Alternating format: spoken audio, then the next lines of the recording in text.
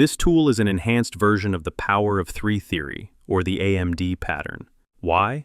First of all, it is fully algorithmic. This concept can be used on any time frame, which I will explain to you today. This theory suits absolutely any trader. Whether you're a scalper, intraday trader, or swing trader, you can implement this tool into your trading strategy. I will show you how the CRT range forms, how to use it, and provide examples of how to find high-probability trade setups using CRT. This means that absolutely every candle is a range. Naturally, we won't be working with every single candle. I will teach you how to identify the most probable candles and properly synchronize them with time frames. For example, to synchronize a daily candle, we use the M15 time frame. I'll show you later how to work with other time frames. Let's define two ways to work with such a range. The first approach, working during range formation. Every candle has an open price, a low, a high, and a close price. When a candle opens, we wait for accumulation. After that, we expect manipulation, forming the candle's low, and distribution, pushing price towards certain levels, after which the candle closes. I'll explain later how exactly to trade inside such a range, but I want to emphasize that the internal structure is not important for us while the CRT range is forming. The second approach, working with a previous candle range. Here, we analyze and trade based on the already formed candle range from the past. So, let's say we have a closed daily candle. The next day, we expect a deviation that captures the high of the previous range, depending on the context, whether it's an uptrend or a downtrend. We anticipate a deviation that captures the high of the previous candle and then delivers the price either to the 50% level of the range or to the opposite side of that range. Now, let's delve deeper into studying CRT ranges. It's important for us to understand how the candle of a given range forms, how price may interact with the boundaries of the CRT range, and we'll also learn to identify low-probability CRT ranges, ones that completely invalidate our idea, and we'll avoid trading such ranges. Now, let's move on to graphical examples and analyze example number 1, after which we'll proceed to the charts and see how this theory can be applied to opening positions. We'll also review a few case studies. I want to demonstrate how price behaves within a CRT range using the daily time frame, as I believe this tool is most effective and highest probability for intraday traders. This is because the phases of accumulation, manipulation, and distribution can be directly synchronized with the trading sessions that occur within a single trading day. I also want to draw your attention to the fact that we will be synchronizing the daily candle with the 15-minute time frame. I'll show you how to synchronize other time frames a bit later. Another key point, to use this tool correctly, you need to learn how to establish daily bias. Let's model a situation. We're in an uptrend, and after a correction ends, we expect a bullish, upward daily candle. In this context, applying CRT within the range will have the highest probability of success. Now, let's dive into the details. When our candle opens, accumulation typically occurs, and this usually happens during the Asian session. Within this Asian range, sentiments and orders accumulate. This will be the first signal that the CRT is most likely to form today. It is also important to ensure that the Asian range is not trending, but rather narrow, approximately up to 20 pips. The next phase the market transitions into is manipulation. Manipulation aligns precisely with the strong session. For us, the strong session is London or Frankfurt. During this session, we are anticipating the formation of a liquidity sweep. At this moment, the market maker creates short-term liquidity by sweeping the stop losses of buyers who entered during the Asian session, thereby pushing them into short positions. Upon reaching a key level, such as an order block, broker break, or similar, our manipulation, whether internal or external liquidity, concludes, and we can then expect expansion, the third phase of AMD distribution. This is where we can consider our first entry into the position. After distribution occurs into the New York session, we then look for either a correction or a continuation. If a correction occurs toward the high of the Asian range, this presents a second opportunity to enter our position, as we are expecting a bullish candle today and have clear targets for further movement. Here, entering a position will be safer because you will already be working with order flow, signaling a continuation. This is exactly how the CRT candle should form intraday. This is how you can use it. Next, we'll look at real chart examples so you can understand how to do this. Now, let's examine the second way to work with the CRT range. If in the first case we worked with the range as it was forming, now we're interested in the boundaries of the previous range, that is, the high and low. In that case, depending on the context, which in this instance is a downward trend, we will wait for the capture of the previous range's high, followed by consolidations either at the equilibrium level or on the opposite side of the range's liquidity. Let's break down a graphical example together and see exactly what we need to focus on. I will also provide an example on the daily chart and use a 15-minute time frame, as I believe the CRT tool is most reliable for intraday trading. Before we start looking for a position, what's important to identify? Naturally, it's the range boundaries, meaning, in the case of the daily chart, the previous daily high and previous daily low. It's also crucial to find a support resistance pivot point from which we'll open our position. This ensures that our reversal trade isn't just floating in the air, but has a solid structural foundation. A pivot point can be absolutely any zone of interest. It all depends on what you use. It could be an order block, a rejection block, or some kind of inefficiency. Now, let's focus on what we want to see during the formation of the next day's candle. When the next day opens, we want to see consolidation during the Asian session. Specifically consolidation, because this is where orders and sentiment accumulate. The narrower the range, the higher the likelihood that we'll see manipulation in the opposite direction of our bias, in this case, the downtrend. And the higher the probability that we'll get a strong exponential move. After the Asian session concludes, we move into the next phase, the manipulation phase. This manipulation typically occurs during a strong session, namely the London kill zone. During this phase, we often see the formation of liquidity sweeps, in other words, market manipulation. What is important for us to see in this situation? We need to see the capture of the previous day's high, but since we won't be catching the reversal purely from liquidity, it's important for us to see a support point. This could be any level.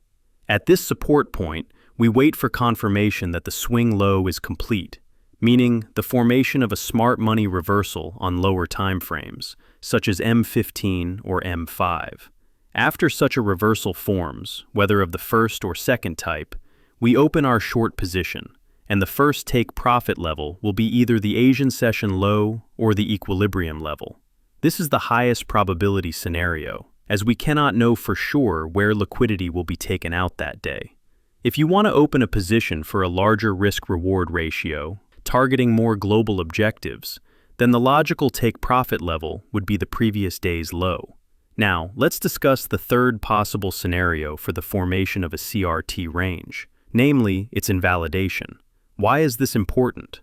Since we are looking for high-probability moves and aim to grow and protect our capital, we are only interested in ranges that are more likely to play out as expected. Therefore, let's examine the situations in which a range should not be considered for trading. In such cases, we either skip that range or even skip the entire trading day. The first and most critical criterion for invalidating our trading range is exponential order flow. If the Asian session opens with strong, aggressive order flow and a powerful directional move, we do not expect a reaction from the upper or lower boundary of the CRT, in this case, the previous day's high. Similarly, if we identify the formation of an MMXM pattern, we should not anticipate a reversal at the previous day's high. Also, the third piece of information, which is very important, is that if we lack a reference point, it reduces the likelihood that our range will play out. That is, essentially, in these three situations, if we see such a price formation, such price action, we no longer consider the CRT range for trading within it, and instead shift to anticipating the next trading scenario. Now, let's learn how to identify the most probable ranges and synchronize timeframes for trading within them. We will work with just 4 ranges: monthly, weekly, daily, and H4. You can also use lower timeframes, but the probability of these ranges playing out will be much lower than with these 4. What do we need to do? If we are trading within a monthly candle, we use the H4 timeframe. Here, we look for consolidation. Here, we seek confirmation. And here, we analyze the structure. For the weekly time frame, if we're trading inside a weekly range, we use H1. For the daily, it's M15. This is the time frame I'll use for my examples. Additionally, if we're using H4, we trade on the 5-minute time frame. That's why we use these specific time frames to identify the most probable ranges.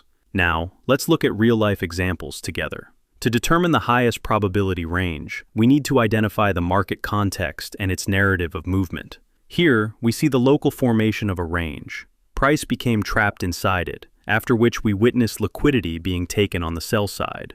This sweep led to an aggressive displacement, driving price toward the buy-side liquidity. At the same time, during the shift, we observed predominant buying volume, indicating that the market has shifted, and we can now expect a long-biased context. But the question remains, where exactly should we look to open our positions?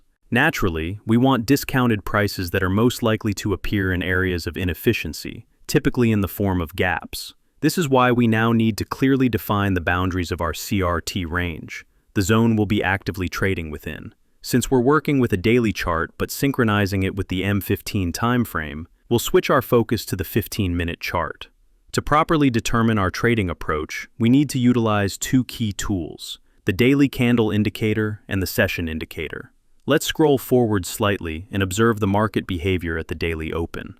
Notice how during the Asian session we see clear accumulation. There's no expansion yet, just liquidity building up in what appears as a low-resistance liquidity run. Now we'll be waiting for the London session to open, which occurs exactly at 2 a.m. Here we see the London kill zone opening, that is, the Frankfurt Open. Now we're anticipating manipulation, specifically the formation of a Judas swing. This manipulation will take out the previous day's lows, just as we've examined in our examples. At the same time, we have our anchor point in the form of daily inefficiency, the daily inefficiency appearing as a gap. Now it's crucial for us to wait for buyer-side displacement before looking for our entry. We've waited for the Judas swing to complete, and now we're seeing the formation of a smart money reversal. In this scenario, we'll be entering positions from areas of inefficiency. I'd prefer to either trail the position, partially taking profits at equilibrium, or hold it all the way to the previous day's high.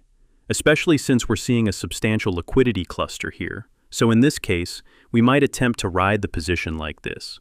Watch how price immediately reacts when reaching equilibrium.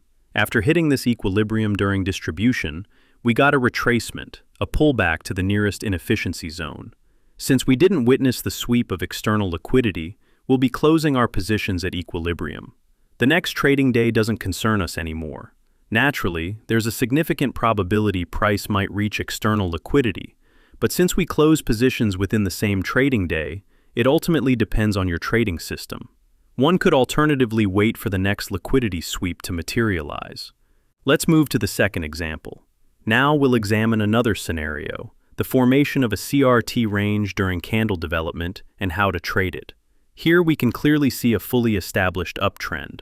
In my view, the targets are obvious. We're looking at buy-side liquidity. Since price is being delivered through institutional order flow during this markup phase, we anticipate another bullish candle to follow. This zone has already reached a rebalanced state, meaning we shouldn't expect a pullback to this breakaway gap. The nearest price target is this level here. Now we'll switch to the 15-minute time frame and wait for the Asian session open together. Let's observe what develops during Asian trading hours. Let's pause here, as we're approaching 2 a.m. when the London kill zone, Frankfurt Open, begins. Okay, watch what's developing here. We're seeing range formation during the Asian session, precisely that accumulation of orders and liquidity pools we've discussed. Now we're looking for the formation of a Judas swing, that manipulative move that sweeps short-term buyer-side liquidity. We can observe the formation of a Judas swing during the London session, but we need confirmation through structural displacement. Currently, we haven't seen this structural shift yet. The next candle will confirm whether this displacement occurs. At this point, we either execute a market buy order or place a limit order, then await the next phase, the distribution stage. Our conservative targets would be either the previous day's high or the final projected price objective. This depends entirely on your trading strategy and risk management parameters. After entering the position, we monitor its development, but as day traders, we strictly operate within a single trading session's time frame. In principle, Partial consolidation can already be conducted here while awaiting data extraction from the target. What I want to draw your attention to is the critical importance of highlighting market context. It's essential to identify accumulation during the Asian session, after which we always anticipate manipulation and distribution. The greater your trading skill and the more tools you employ, the easier it will be for you to pinpoint reversal points. You can use other time frames, but the 15-minute time frame synchronizes perfectly with the daily one, and within this theory, it operates as follows: daily M15, H4, M5, weekly H1, and monthly H4. I am confident that this tool will serve as a valuable addition to your trading strategy. If you enjoyed this, show some love by liking the video and subscribing to the channel. Thanks for watching, and catch you in the next one.